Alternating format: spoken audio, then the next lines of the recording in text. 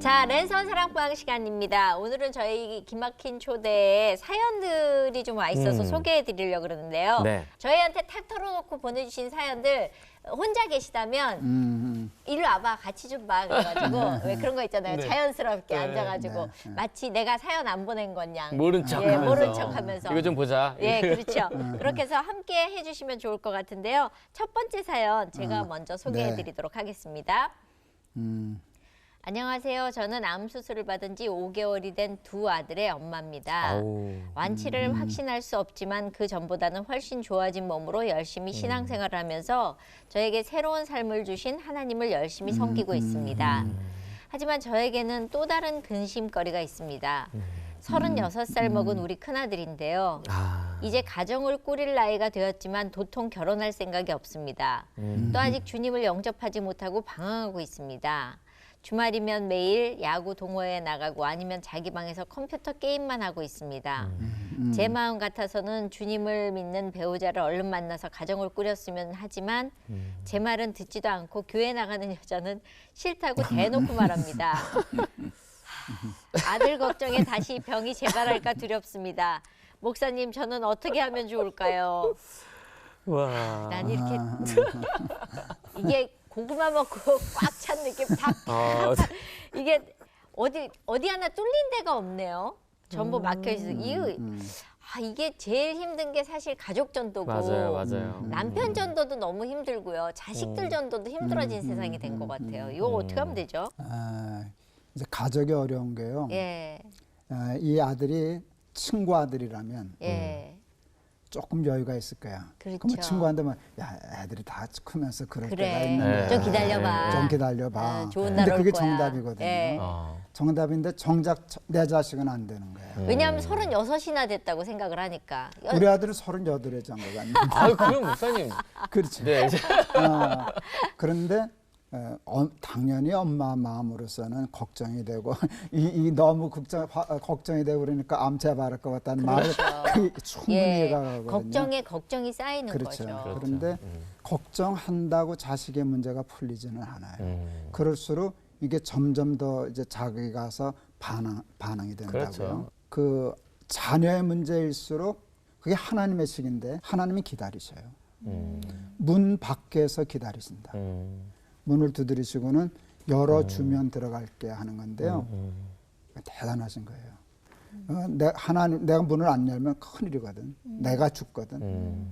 그런데도 하나님은 믿고 기다려 주셔요. 그러니까 36이든 조급해서 되는 일은 하나도 없어요. 그러면 점점 더 힘들어지는 거예요. 그래서 가족의 관계가 더 어려워지거든요.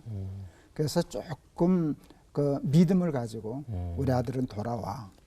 저 말은 저렇게 해도 내가 기도하고 있으니까 돌아와. 꼭 하나님 믿는 믿음처럼 이 마음에 하나도 안 드는 자식이 믿어질 수 있도록 좀 그럴 필요도 있어요. 그래야 그런 엄마하고 이렇게 대립 관계가 안 되고 압박이 안 돼야 엄마하고 친해져야 돌아와도 그렇죠. 돌아오지 네. 시간이 단축되지 자꾸 공격하면 맞아.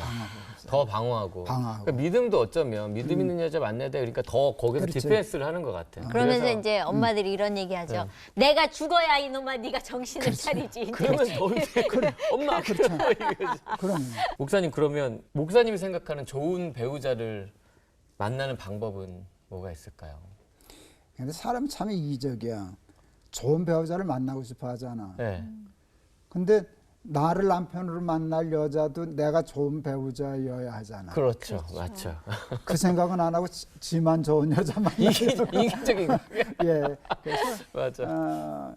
내가 원하는 좋은 여자도 자기한테 좋은 배우자를 찾을 거라고요. 그렇죠? 그러니까 내가 좋은 배우자감이 되려고 노력하고 기도하고 그렇게 하면 좋은 배우자를 만날 수 있지 않을까? 그렇다면 이분 같은 경우에는 지금 이런저런 고민들이 사실 널려 있는 거잖아요. 암도 걸려 있고 아들도 속색이고 그다음에 결혼도 안 하고 과연 믿는 여자랑 결혼도 안 하겠다고 하고 이런 분한테 목사님이 앉아서 말씀을 해주신다면 어떤 얘기 해주시겠어요? 이해해주고 받아주는 게 우선 참 중요해요. 제가 가끔 이런 얘기할 때 이제 우리 아버지가 저 자전거 가르쳐 주던 얘기를 하거든요. 두발 자전거. 제가 어렸을 때 두발 자전거를 타는데 자꾸 넘어지잖아요. 근데 우리 아버지가 안 잡아주시더라고, 이 할아버지가. 우리 아버지는 나한테 할아버지. 그냥 자꾸 실실 웃기만 계셔. 아이, 잡아주시지. 그랬더니 한참 자빠졌는데 우리 아버지가 딱 한 말씀 하셨어요. 나는 그 얘기를 듣고 자전거 탔어요. 얘야, 넘어지는 쪽으로 핸들을 틀어라. 그게 말이 안 되는 소리지. 그러면 더 꽉 자빠질 것 같은데 이쪽으로 자빠질 것 같으니까 자꾸 일로 틀거든요. 그러면 자빠지더라고. 근데 이렇게 하니까 안 자빠지고 가더라고. 이렇게 간 다음에 그 다음에 중심을 잡아서 이쪽으로 그러다가 배우는 거예요. 그러니까 자식의 문제는 자식의 문제뿐만 아니라 모든 문제가 상대방을 이해해주고 그쪽으로 핸들을 틀어줘야 돼. 아이가 지금 믿는 여자하고 결혼하고 싶지 않다는 것도 옳지는 않지만 존중은 해줘야 돼. 자기 나름대로 이유가 있거든. 뭔가 실망한 게 있다든가. 그게 풀리기 전에는 절대로 강압적으로 안 간다. 그렇잖아요. 그러니까 우선 네가 그렇게 된 거 내가 이해해. 그 정말 이해해 줘야지.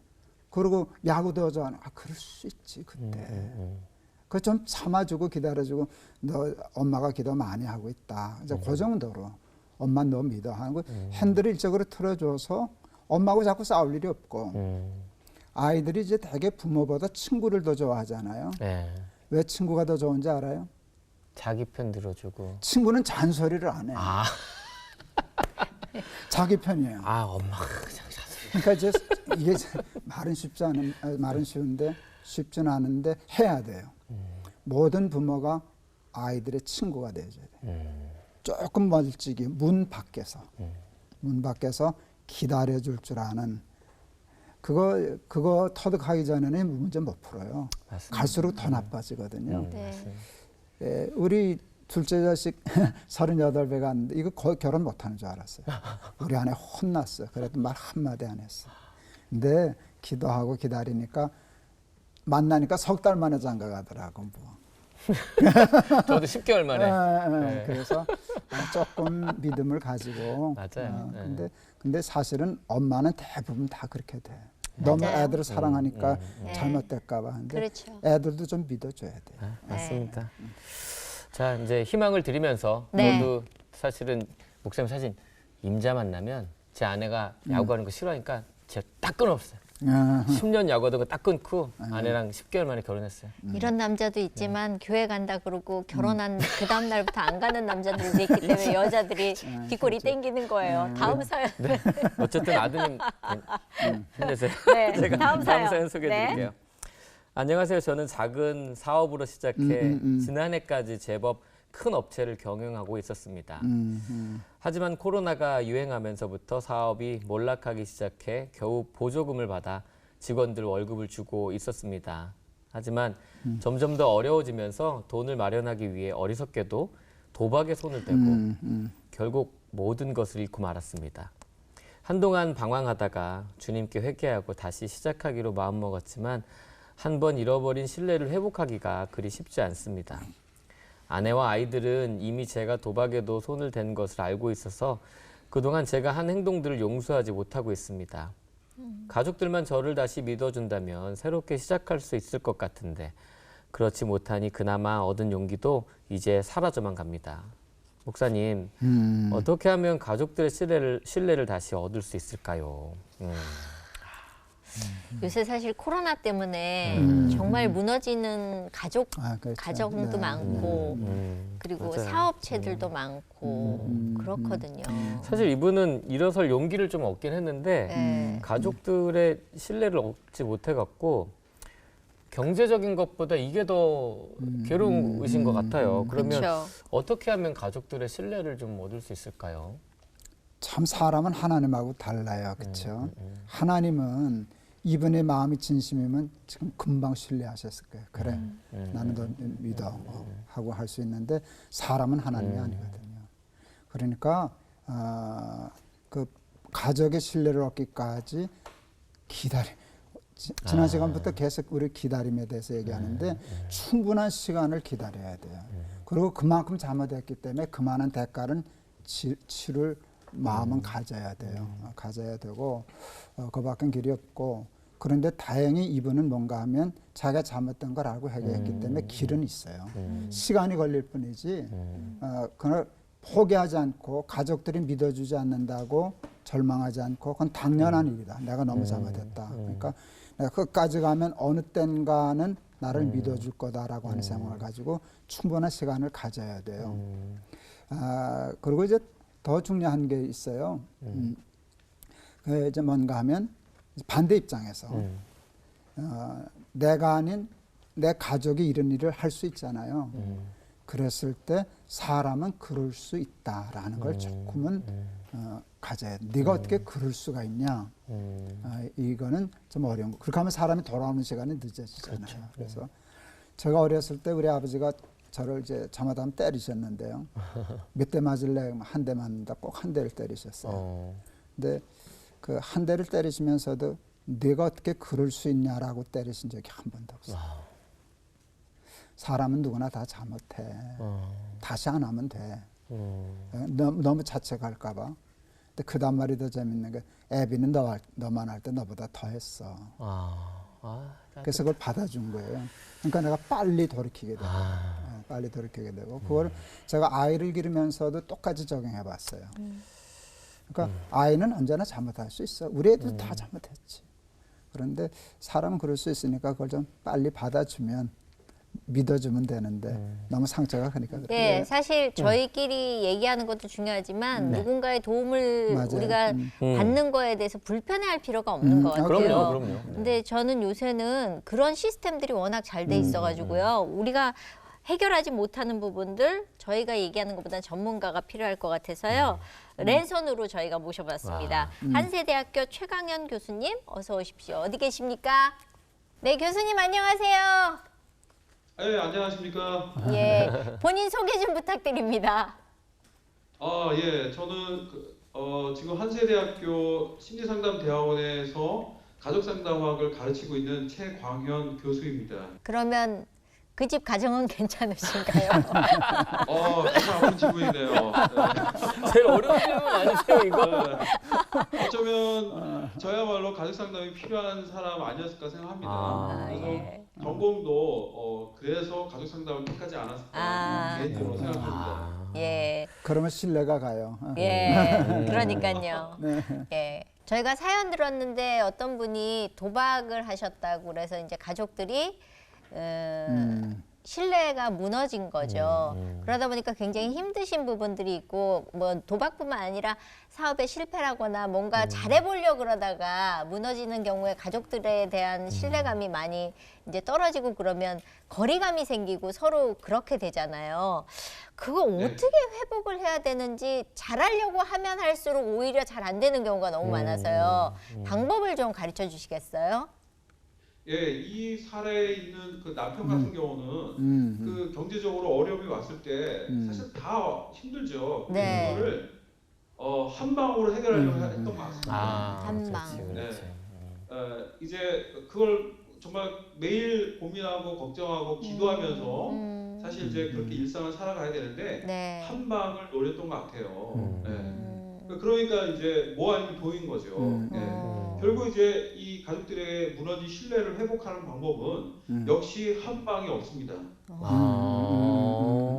무언가 하나로 해결하려고 하면 사실 똑같은 메커니즘에 빠진다라고 말씀을 할 수가 있습니다. 네. 맞아요. 자, 이 신뢰를 회복하는 방법이 이거죠. 나만의 방식, 나만의 입장, 그다음에 나만의 어떤 주장에서 조금 벗어나서 상대방의 관점으로 한번 보는 거예요. 아내와 아이들의 그 눈으로 한번 자신을 보게 되어지면 여기서 나타나는 게 있습니다. 역지사지죠. 사실 왜 나를 못 믿어? 난 이렇게 열심히 하고 있는데 누가 뭐 도박하고 싶어서 한 거야? 라고 하면 사실 답이 없습니다. 하지만 이런 나를 보고 있는 가족들의 눈에서 나를 좀 보게 되어지면 그들의 고통과 그들의 그 실망감을 조금 이해할 수 있다는 거죠. 네. 그래서 여기서 필요한 게 바로 역지사지의 자세라고 말씀드릴 수가 있네요. 네. 저희 사연이 하나 더 있는데요. 이 사연은 저희가 교수님하고 한번 대화를 나누고 싶어서요. 사연 한번 들어보겠습니다. 세 번째 사연인데요. 안녕하세요. 저는 맞벌이에 연로하신 시부모를 모시고 사는 주부입니다. 일하느라 아이들 키우느라 지금까지 한 번도 제 삶을 가져보지 못했는데요. 남편은 이런 저에게 너는 지금까지 한 게 뭐가 있냐고. 아유. 사연 읽으면서 열이 훅 받네. 그리스도인으로서 엄마로서 자식으로서 아내로서 충실히 살아왔는데 어떻게 저에게 이런 말을 할 수 있는지요. 앞으로 저는 어떻게 살아야 됩니까? 예. 갑자기 제가 이 입이 돼가지고 이 열이 확 받. 우리 같으면 뛰쳐나가거든요. 이런 일 있으면. 너 한번 당해봐라. 그러고 나가줘야 될 것 같은데. 참. 갑자기 죄송합니다. 제가 열을 받아가지고. 근데 이런 사연 갖고 오시는 분들도 많으시죠? 많죠. 많습니다. 아니 이런 분들께는 뭐라고 조언해 드려야 돼요? 예. 이 아내분은 지금 정말 답답할 것 같습니다. 미칠 팔짝 맞벌이에 연로한 시부모, 야. 자녀들 양육, 어우. 엄마, 며느리, 어우. 아내 이 모든 역할을 다 하고 있는데 네. 당신 뭐하냐라고 타박을 받네요. 네. 근데 여기서 이제 남편의 입장을 보면 아내가 힘들다라고 이야기를 하는 것을 남편은 이렇게 이해했던 것 같아요. 뭔가 불만을 이야기한다. 불만을 표현한다라고 아마 이제 받아들였을 것 같아요. 그러니까 어때요? 아내가 힘들다는 말을 공감하고 존중하기보다는 억누르거나 무시하거나 그다음에 애써서 타박을 하게 되어지죠. 그러면 그 결과 어떻게 되면 아내에게는 정말 더 대단히 큰 실망감과 상처를 안기게 됩니다. 근데 사실 여기서 남편이 알아야 될 게 있습니다. 네. 아내가 원한 건 무언가 이 상황 속에서 나에 대한 어떤 보상, 어떤 무언가 그게 아니지. 그럴싸한 이벤트가 아니라 당신 정말 힘들구나. 힘들지. 맞아. 고마워. 맞아. 정말 당신 때문에 우리가 이렇게 살고 있어. 당신 정말 여러 가지 이런 역할 자리 지켜주는 거 늘 고맙고 감사한 마음을 가져. 이 한마디면 됩니다. 우리 아내들은. 끝났죠. 사실은. 네. 근데 그거를 안 하려고 하면 할수록 아내는 정말로 이 뛰쳐나오고 싶은 욕구에 시달릴 수가 있겠죠. 뛰쳐나. 근데 이 남편은 지금 이 불행히도 그걸 그렇게 안 한단 말이에요. 그러니까 이 아내는 지금 더 힘들어지잖아요. 화딱지나고. 그러니까 이런 상황에서는 이 지금 상담 주신 이분은 어떻게 해야 돼? 나가야죠? 두 분이 바꿔서 그래도 좋을 것 같아. 예? 일단 나가야죠. 이 아내분에게 제일 중요한 건 뭐 어떤 힐링 여행이나 뭐 이런 것보다는 예. 결국 그 부부간의 소통의 변화가 필요합니다. 사실. 근데 그게 안 통하니까. 맞아. 그렇죠. 예, 안 통하니까 어려운데 이 부인에게는 이제 그 사실은 남편의 변화가 가장 필요한데 만약에 남편의 변화가 없다고 하면 두 번째의 가능성이 존재합니다. 뭐예요? 저 사람이 나를 사랑하지 않아서 나를 인정하지 않으려고 한 것보다는 어쩌면 저 사람도 나만큼 열심히 살고 있을 거예요. 아마도. 네. 아마도 이렇게 열심히 사는 부인이 있다면 그 옆에는 그만큼 또 노력하는 남편이 있을 겁니다. 네. 그러다 보니 어쩌면 이 공감과 존중은 아내만이 아니라 남편도 솔직히 필요하지 않았을까. 그래서 그 두 부부가 서로 한번 이야기할 수 있는 카페에 가서 가장 좋은 건 카페입니다.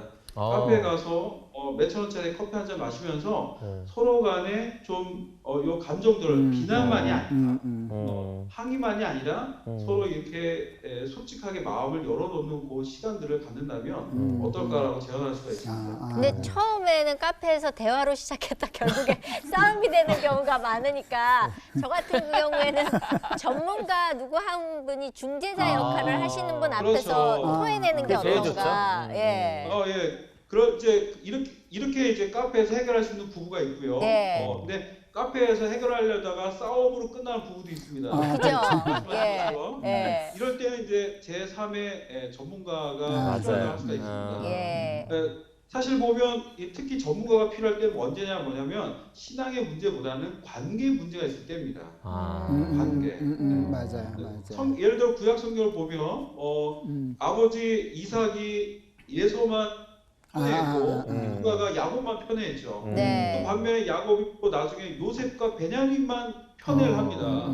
그로 인해서 정말 발생했던 그 가족 간의 분란은 우리가 잘 알고 있지 않나요? 네. 또 우리 주변에서 보면 형제 간의 끝없는 그 반목과 특히 상속 문제로 정말 피 터지게 싸우는 그 모든 것들 속에는 상속이 있어서 사실 이 부럽다. 재산의 문제가 아닙니다. 사실은 그 이면에 뭐냐면 자녀들을 골고루 사랑하지 않았던 편애했던 부모가 있는 경우도 많이 있습니다. 자, 그렇기 때문에 이렇게 관계 문제인 경우는 이렇게 이런 전문 상담가의 도움을 받으면 많이 도움이 된다고 할 수가 있습니다. 네. 전에 오늘 말씀 너무 감사하고요. 건강하십시오. 예. 감사합니다. 감사합니다. 감사합니다. 네. 한 버튼은 뛰쳐나갈 뻔했어요.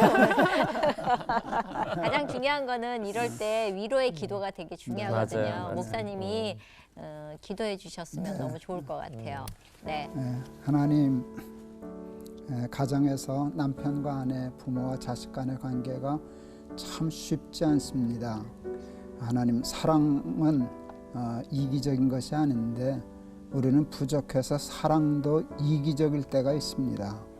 그래서 사랑받기만 원하고 사랑할 줄은 모르기 때문에 문제가 점점 더 꼬이는데, 내가 먼저 사랑하고 내가 먼저 이해하고 내가 먼저 위로하여서 이런 삶의 문제들을 하나하나 풀어나가는 우리 기막힌 초대의 우리 가족들, 식구들 되게 하여 주시옵소서. 아멘. 하나님, 오늘 상담 주신 분들 감사합니다. 그거 드러내놓고 얘기한다는 게 쉽지 않은데 그 용기를 주님께서 귀히 여겨주시고 또 부족한 저희들의 진행을 통해서도 하나님의 마음과 지혜를 깨달을 수 있게 도와주셔서 하나님, 그 문제가 풀리는 기적 같은 역사가 나타나게 하여 주시옵소서. 예수 그리스도 이름을 받들어 기도하옵나이다. 아멘.